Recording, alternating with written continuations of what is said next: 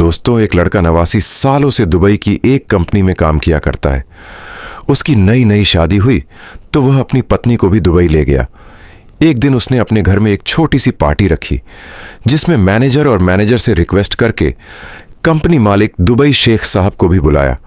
शेख साहब ने जैसे ही उसकी पतली सी खूबसूरत बीवी को देखा तो दिल पकड़ कर रह गया। देखिए दोस्तों, उसके बाद जो जो हुआ जानने के लिए वीडियो में आखिर तक बने रहिएगा, क्योंकि इस कहानी से आपको भी कुछ ना कुछ सबक मिलने वाला है। दोस्तों, ये कहानी है हिंदुस्तान के उत्तर प्रदेश में रहने वाले एक लड़के की, जिसका नाम विनोद था। विनोद 8-9 साल से लगातार दुबई में बतौर इलेक्ट्रीशियन के एक कंपनी में काम करता था।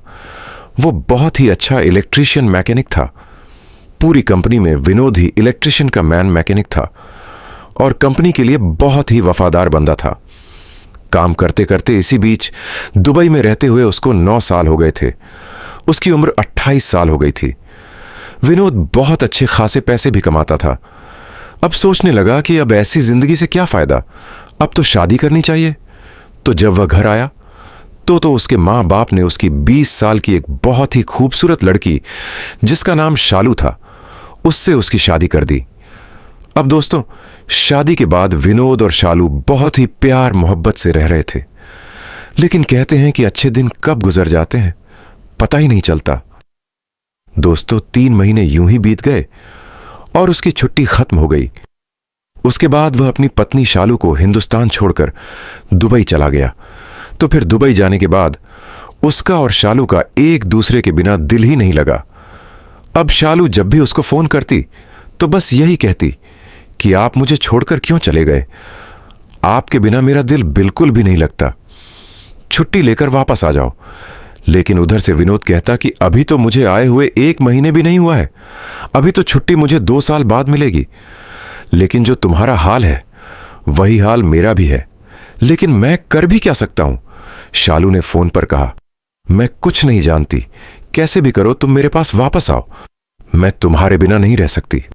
दोस्तों, फिर वो एक दिन शाम के वक्त बैठा सोचने लगा कि यार बात तो सही है, मेरी उम्र आधी तो हो गई, अभी तो मैंने शादी की है और इस ऐसे पैसे का मैं क्या करूंगा जब अपनी पत्नी को ही वक्त नहीं दे पाऊं।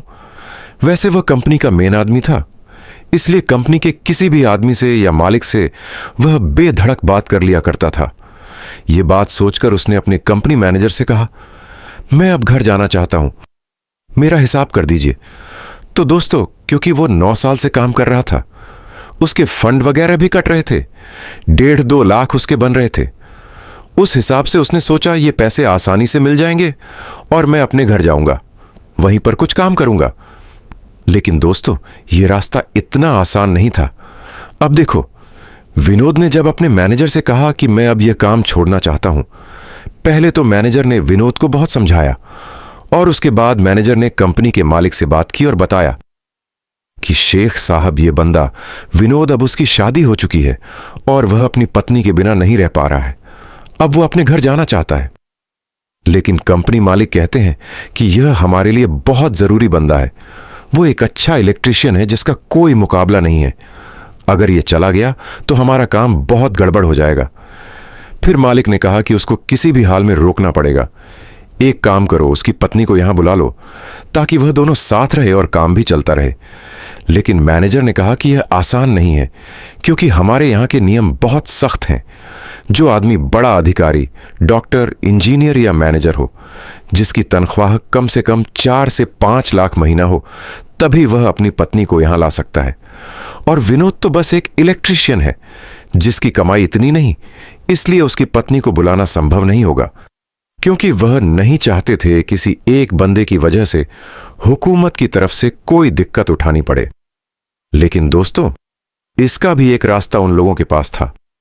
वो लोग किसी ना किसी तरह विनोद की बीवी का पासपोर्ट बनवाकर वीजा बनवा देते हैं और उसके बाद फिर विनोद की पत्नी को आने की परमिशन मिल जाती है। शालू का भी पासपोर्ट बनवाया जाता है।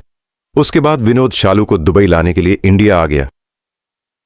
अब दोस्तों, शालू को दुबई जाने का मौका मिल रहा था, इसीलिए वह तो बहुत खुश थी और खुशी खुशी दुबई पहुंची। वहां पर उसके लिए एक बेहतरीन फ्लैट का इंतजाम किया गया। उसके बाद 2-3 दिन में ही सारा इंतजाम हो गया और विनोद काम पर वापस जाने लगा तो लगभग दिन बीते होंगे। एक दिन कंपनी मैनेजर ने कहा, क्या हाल है विनोद, कैसी चल रही है तुम्हारी जिंदगी? अब तो तुम्हारी पत्नी यहां पर है, मौज ही मौज होगी। दोस्तों, जो मैनेजर एक लंबा तगड़ा आदमी था, वो साउथ इंडिया के मद्रास का रहने वाला था। उसका नाम था राजगोपाल अय्यर। तो विनोद ने कहा, बहुत बहुत धन्यवाद सर, बहुत अच्छी तरीके से हमारी लाइफ चल रही है और आपने जितनी मदद की उसके लिए आपको बहुत बहुत धन्यवाद। तो राजगोपाल ने कहा, भाई धन्यवाद से काम नहीं चलेगा, कुछ पार्टी वगैरह भी करनी पड़ेगी तुम्हें। तो विनोद ने कहा, सर इसमें कौन सी बड़ी बात है, जिस दिन आप कहें उस दिन मैं आपको पार्टी दे दूंगा। तो राजगोपाल ने कहा, भाई बाहर की पार्टी मुझे नहीं चाहिए, हम तुम्हारे घर आएंगे और तुम्हारी पत्नी को देखेंगे, तुम्हारी पत्नी के हाथों का बना खाना खाएंगे। अब दोस्तों, जब विनोद ने यह बात सुनी तो डर गया, क्योंकि उसने सुना था कि कोई भी अपनी पत्नी लेकर वहां पर गया तो उसको वहां के शेख वगैरह हड़प लेते हैं, उनके साथ बहुत गलत काम होता है। तो वह भी घबरा गया और बोला कि सर, घर पर क्या आएंगे, कहीं बाहर ही आपको पार्टी दे दूंगा, जहां भी आप कहें। नहीं, पार्टी तुम्हारे घर पर ही होगी, बाहर तो हम रोज ही खाते हैं, कुछ घर का बना हुआ स्वाद ही अलग होता है। विनोद ने थोड़ा हिचकिचाते हुए पूछा, ठीक है सर, किस दिन आप आएंगे? राजगोपाल अय्यर ने शुक्रवार का दिन तय किया और साथ ही यह भी जोड़ दिया कि उनकी कंपनी के मालिक शेख साहब भी उनके साथ आएंगे। शुक्रवार का दिन आया तो विनोद और उसकी पत्नी शालू सुबह से ही तैयारी में जुट गए। तरह तरह के पकवान बने। शाम के 8 बजे राजगोपाल, शेख साहब और एक अन्य साथी के साथ विनोद के फ्लैट पर पहुंचे। हॉल में बैठने के बाद बातों का सिलसिला शुरू हुआ और खाने पीने का दौर भी। रात के 11 बज गए, तभी राजगोपाल ने विनोद से कहा, भाई विनोद, तुमने तो अपनी पत्नी का चेहरा भी नहीं दिखाया। विनोद ने उन्हें टालने की कोशिश की, सर, वो गांव देहात के कल्चर की है, घूंघट में रहती है, उसे शर्म आती है। लेकिन राजगोपाल जिद पर अड़ गया। शेख साहब की मौजूदगी में विनोद के पास कोई चारा नहीं था। उसने शालू को बाहर बुलाया। जब शालू उनके सामने आई तो उसकी सादगी और खूबसूरती देखकर मैनेजर और शेख दंग रह गए। तारीफ करते हुए उन्होंने शालू को सोने की चेन और अंगूठी जैसे तोहफे देने की कोशिश की, जिन्हें न चाहते हुए भी विनोद को स्वीकार करना पड़ा। रात के 12 बजे वे लोग चले गए। शालू उस रात बहुत डरी हुई थी। उसने विनोद से कहा कि आइंदा उन्हें घर मत बुलाना। विनोद ने उसे यह कहकर शांत किया कि वे रोज रोज नहीं आने वाले। लेकिन अगले दिन काम पर शेख ने विनोद से फिर उसी बात को दोहराया और राजगोपाल ने ऐलान कर दिया कि अब हर शुक्रवार पार्टी विनोद के घर ही होगी। विनोद अंदर ही अंदर घुट रहा था, लेकिन विरोध करने का मतलब था मुसीबत को दावत देना। अगला शुक्रवार आया, फिर खाना बना, लेकिन असली मुसीबत तो रविवार को आई। राजगोपाल ने विनोद को जानबूझकर काम के लिए दूर साइट पर भेज दिया और खुद बिना बताए शालू के फ्लैट पर पहुंच गया। शालू ने दरवाजा खोला तो राजगोपाल को सामने देख उसके होश उड़ गए।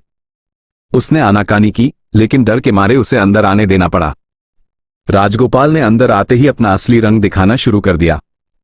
शालू ने पहले उसे किसी तरह बहलाकर सोफे पर बिठाया और कमरे में जाकर तुरंत विनोद को फोन किया।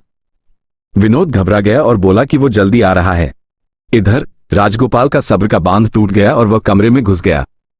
शालू ने खुद को बचाने की बहुत कोशिश की, लेकिन जब उसे कोई रास्ता नहीं दिखा तो उसने अपनी पूरी ताकत बटोरकर राजगोपाल को एक जोरदार तमाचा जड़ दिया। राजगोपाल जैसे स्तब्ध रह गया। वो एक ताकतवर इंसान था जो शालू को आसानी से काबू कर सकता था, लेकिन उस तमाचे ने पता नहीं उसके अंदर क्या बदल दिया। वो अचानक रोने लगा और बाहर आकर सोफे पर बैठ गया। शालू डर के मारे कमरे में ही रही। करीब 1 घंटे बाद जब वो बाहर आई तो देखा कि वो शख्स वहां बैठकर फफक फफक कर रो रहा था। थोड़ी देर बाद विनोद घर पहुंचा। शालू ने स्थिति को संभालते हुए विनोद से कहा कि ये बेचारे जब से आए हैं बस रो रहे हैं। विनोद ने पूछा, सर क्या हुआ? तब राजगोपाल ने अपनी जिंदगी का सबसे काला सच बयां किया। उसने बताया कि उसकी भी एक पत्नी थी जिसे वो पैसे के पीछे भागते हुए खो चुका था। आज उसके पास सब कुछ था, लेकिन कोई अपना नहीं था।